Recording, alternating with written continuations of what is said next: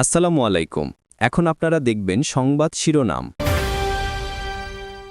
আর স্বপ্ন নয়, দেশের উন্নয়নে নেয়া পরিকল্পনা বাস্তবায়ন করবে বিএনপি। লন্ডনে বিদায়ী সংবর্ধনায় তারেক রহমান বললেন, দেশের শিক্ষা, স্বাস্থ্য ও বিচার ব্যবস্থাকে ধ্বংস করেছে আওয়ামী লীগ। বহুল প্রত্যাশিত একটি নির্বাচন, যে নির্বাচনে মানুষ নিজে ঘর থেকে বেরিয়ে নিরাপদে যাবে, স্বাচ্ছন্দ্যে ভোট দিবে তার ইচ্ছা মতন, এরকম একটি প্রত্যাশিত দিন সামনে অপেক্ষা করছে। নির্বাচনে ঋণ খেলাপিদের অংশগ্রহণ ঠেকাতে তৎপর কেন্দ্রীয় ব্যাংক। তথ্য হালনাগাদের নির্দেশনা, খেলাপি মুক্ত হতে যোগাযোগ করছেন অনেকে। সিআইবিতে গ্রাহকদের হালনাগাদ তথ্য দিয়ে যেন সঠিকভাবে ইনপুট দেওয়া হয়, সেই ব্যাপারে আমরা কার্যকরী ব্যবস্থা নিচ্ছি। বাংলাদেশ ব্যাংকের যে সমস্ত গাইডেন্সগুলো আছে আমরা সেগুলির মোতাবেক কাজ করছি এবং অবশ্যই আমরাও চাই না খেলাপি গ্রাহকরা নির্বাচনে অংশগ্রহণ করুন। নির্বাচন ও গণভোট শুধু আনুষ্ঠানিকতা নয়, রাষ্ট্র বিনির্মাণের সুযোগ। জাতির উদ্দেশ্যে দেয়া ভাষণে প্রধান উপদেষ্টা বললেন, ভয় দেখিয়ে ভোট বাধাগ্রস্তের অপচেষ্টা রুখে দেওয়া হবে। পুরনো আমলের দাসত্ব মেনে যারা আছে তাদেরকে দাসত্ব থেকে বের হয়ে আসতে হবে। উৎসবমুখর শান্তিপূর্ণ নির্বাচন করে আমরা সবাই মিলে দেশের উপর আমাদের পরিপূর্ণ দখল প্রতিষ্ঠিত। সিঙ্গাপুরে চিকিৎসাধীন হাদির অবস্থা অপরিবর্তিত। নরসিংদী থেকে হত্যা চেষ্টা ব্যবহৃত পিস্তলগুলি উদ্ধার। মূল অভিযুক্ত ফয়সালের বাবা মা আটক। শীতের আগমনে কুয়াশা জড়ানো জড়তা নিয়ে চোখ মেলছে প্রকৃতি। উষ্ণতার খোঁজ আর পিঠাপুলিতে বুধ গ্রাম বাংলার মানুষ। শীত এবার মনে হয় বেশি হবে, একটু ঠান্ডাটা একটু বেশি হবে। আমাদের তো এটা মনে করেন প্রাকৃতিক সাথে মিশে গেছে। আগাম শীত আসে নাই, এবারে বেশি অনুভব হইতেছে। আসসালামু আলাইকুম। এখন দেখবেন সংবাদ বিস্তারিত। আর স্বপ্ন নয়, দেশকে এগিয়ে নিতে সুনির্দিষ্ট পরিকল্পনা করেছে বিএনপি। 12 ফেব্রুয়ারি নির্বাচনে বিএনপি জয়ী হলে দেশের উন্নয়নের সুনির্দিষ্ট পরিকল্পনা নিয়ে কাজ করা হবে। লন্ডনে বিদায়ী সংবর্ধনা ও বিজয় দিবসের আলোচনায় এসব কথা বলেন তারেক রহমান। তিনি বলেন, আওয়ামী লীগ 15 বছর ক্ষমতায় থেকে দেশের শিক্ষা, স্বাস্থ্য সহ বিচার ব্যবস্থাকে ধ্বংস করে দিয়েছে। বিপুল পরিমাণ অর্থ পাচার করা হয়েছে বলেও উল্লেখ করেন তারেক রহমান। আলোচনায় বিএনপির ভারপ্রাপ্ত চেয়ারম্যান তারেক রহমান দীর্ঘ 15 বছরের আওয়ামী লীগ সরকারের দুঃশাসনের চিত্র তুলে ধরেন। তিনি বলেন, হত্যা, নির্যাতন চালিয়ে ক্ষমতায় টিকেছিল স্বৈরাচার। দেশের ছাত্র জনতা জীবন দিয়ে আওয়ামী লীগ সরকারকে ক্ষমতাচ্যুত করে দেশকে স্বৈরাচার মুক্ত করেছে। এখন সময় এসেছে দেশ গঠনের। এই যে স্বৈরাচার ছিল, তারা কিছু জিনিস বানিয়েছিল, কিন্তু সাধারণ মানুষ যখন অসুস্থ হয়, গ্রাম পর্যায়ে, ইউনিয়ন পর্যায়ে, উপজেলা পর্যায়ে, তারা কিন্তু উপজেলা স্বাস্থ্য কমপ্লেক্সে যায়, অন্য জায়গায় কোথাও যায় না তারা চিকিৎসার জন্য। তার মানে মানুষ, প্রান্তিক মানুষ চিকিৎসার জন্য যতটুকু সুবিধা পাচ্ছে, তারা যে যাচ্ছে, তারা কিন্তু সেই বিএনপি যে করে আসছে সেখানেই তারা যাচ্ছে। তারেক রহমান বলেন, আওয়ামী লীগ দেশকে খাদের কিনারায় নিয়ে গেছে। দেশের শিক্ষা, স্বাস্থ্য ও আর্থিক খাত ভেঙে দিয়েছে পতিত সরকার। এখন আর স্বপ্ন নয়, পরিকল্পনা নিয়ে কঠিন পথ অতিক্রম করতে হবে বলে জানান তারেক রহমান।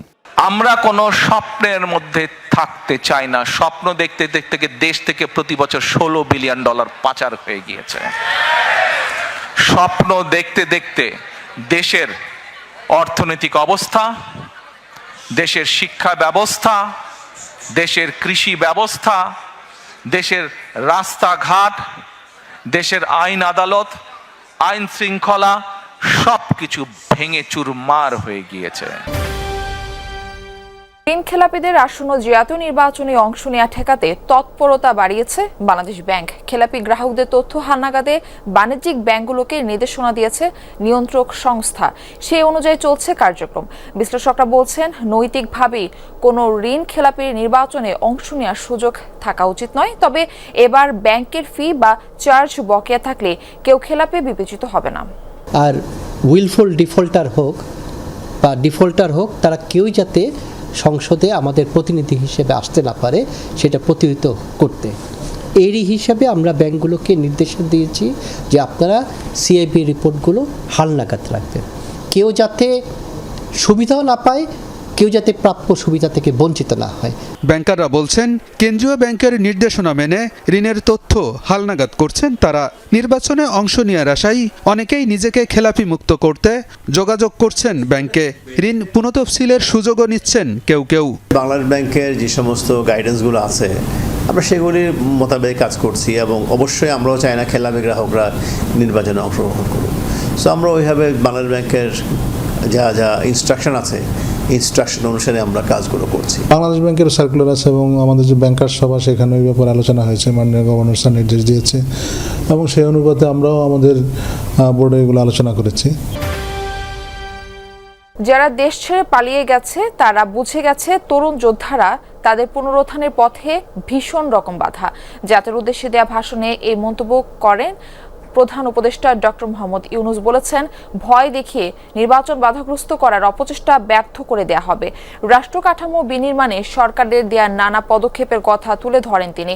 জনগণকে নির্বাচন ও গণভোটকে শুধু একটি আনুষ্ঠানিকতা হিসেবে না দেখে রাষ্ট্র বিনির্মাণের সুযোগ হিসেবে দেখার আহ্বান জানান প্রধান উপদেষ্টা। বলেন, মুক্তিযুদ্ধে বিজয়ের মধ্য দিয়ে স্বাধীনতার যে নতুন সূর্য উঠেছিল বিগত বছরগুলোতে তা ম্লান হয়েছে স্বৈরাচার ও ফ্যাসিবাদের থাবায়। কথা বলেন বিচার বিভাগ, রাষ্ট্র কাঠামো ও নির্বাচন সহ বেশ কিছু বিষয়ে। অন্তর্বর্তীকালীন সরকার একটি উন্নত ও সুশাসিত বাংলাদেশের শক্তিশালী ভিত গড়ে তুলতে। প্রধান উপদেষ্টা বলেন, ওসমান হাদির ওপর হামলা কেবল একজন ব্যক্তির ওপর নয়, এটি বাংলাদেশের অস্তিত্বের ওপর আঘাত।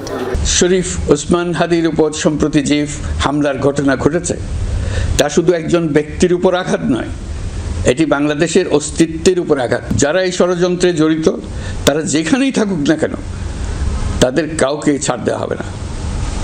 আমি পরিষ্কারভাবে বলতে চাই, পরাজিত শক্তি ফ্যাসিস্ট টেররিস্টদের এই অপচেষ্টা সম্পূর্ণভাবে ব্যর্থ করে দেওয়া হবে।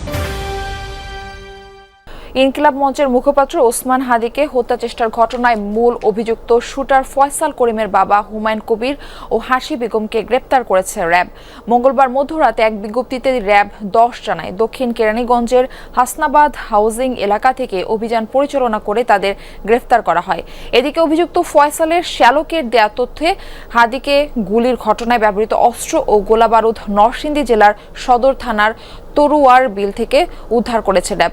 উদ্ধারকৃত আলামতের মধ্যে বিদেশি পিস্তল 2টি, ম্যাগাজিন 2টি, খেলনা পিস্তল 1টি, অ্যামুনিশন 41 রাউন্ড। এ সময় মোহাম্মদ ফয়সাল নামে আরেক ব্যক্তিকে আটক করা হয়েছে। এর আগে ফয়সালের ঘনিষ্ঠ সহযোগী কবিরকে 7 দিনের রিমান্ডে পাঠান আদালত। তাকে নারায়ণগঞ্জ থেকে গ্রেপ্তার করেছে র্যাব। বিবৃতিতে র্যাব জানায়, সোমবার ভোরে তাকে ফতুল্লার পাগলা থেকে গ্রেপ্তার করা হয়। র্যাবের তথ্য মতে গ্রেপ্তার হওয়া কবির হত্যা চেষ্টার মূল অভিযুক্ত ফয়সাল করিমের অন্যতম সহযোগী। বিভিন্ন গণমাধ্যমে প্রচারিত সিসিটিভি ফুটেজে গত 4 ডিসেম্বর তাকে একাধিকবার ইনকিলাব কালচারাল সেন্টারে প্রবেশ করতে দেখা যায়। তাকে ডিবি পুলিশের কাছে হস্তান্তর করা হয়েছে। রাত নামলে কুয়াশার চাদরে ঢেকে যাচ্ছে প্রকৃতি। জুবুথুবু গ্রাম জেগে উঠতে কিছুটা সময় নেয় ভোরে। ততক্ষণে শিশির জমে ঘাসের ডগা নতুন করে কিংবা সবজির পাতায়, খেজুরের রস ডুবিয়ে মুড়ি কিংবা গুড়ের পিঠায় বুধ হয় সকালের আলো।